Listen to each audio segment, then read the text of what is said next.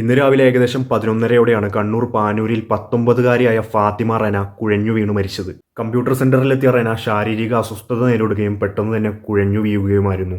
ഉടൻ തന്നെ ആശുപത്രിയിൽ എത്തിച്ചെങ്കിലും റെനയുടെ ജീവൻ രക്ഷിക്കാൻ സാധിച്ചില്ല. ഇന്നത്തെ കാലഘട്ടത്തിൽ പ്രത്യേകിച്ച് യുവാക്കളിൽ പെട്ടെന്ന് കുഴഞ്ഞു വീണ് മരണപ്പെടുന്ന വാർത്തകൾ വർദ്ധിച്ചു വരുന്നതായിട്ട് നമുക്ക് കാണാൻ സാധിക്കും.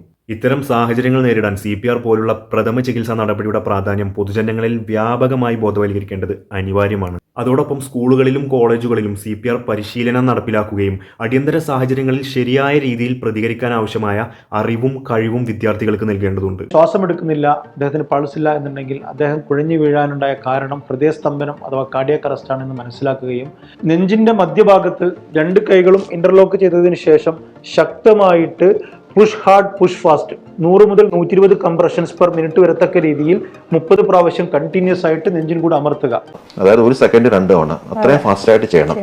അതൊരു 2 മിനിറ്റ് കണ്ടിന്യൂസ് ആയിട്ട് ചെയ്യുക. എന്നിട്ട് നമ്മൾ പിന്നെയും പൾസ് ഒക്കെ പിടിച്ച് നോക്കുക. ചിലപ്പോൾ കയ്യിലെ പൾസ് കിട്ടിയെന്ന് വരിക. അപ്പൊ നമ്മൾ കരോട്ടിഡ് പൾസ് എന്ന് പറയുന്ന സംഭവം ഉണ്ട്. കഴുത്തിന്റെ ഈ ഭാഗത്ത് നിന്ന് പിടിച്ച് നോക്കുമ്പോഴേക്കും അവിടെ പൾസ് ഉണ്ടോ എന്ന് നോക്കും. പൾസ് അറിയുകയും ചെയ്യില്ലെങ്കിൽ അത് പിന്നെയും ഒരു 2 മിനിറ്റും കൂടി കണ്ടിന്യൂസ് ആയിട്ട് ചെയ്യുക. കിട്ടുന്നവര് ചിലപ്പോൾ 45 മിനിറ്റ് വരെ കണ്ടിന്യൂ ചെയ്യേണ്ടി വന്നേക്കാം. കയ്യിന്റെ ഹീൽ ഉപയോഗിച്ചിട്ട് മാത്രമാണ് CPR ചെയ്യുന്നത്. അഥവാ കൈ ഉപയോഗിച്ചല്ല, കയ്യിന്റെ ഹീൽ.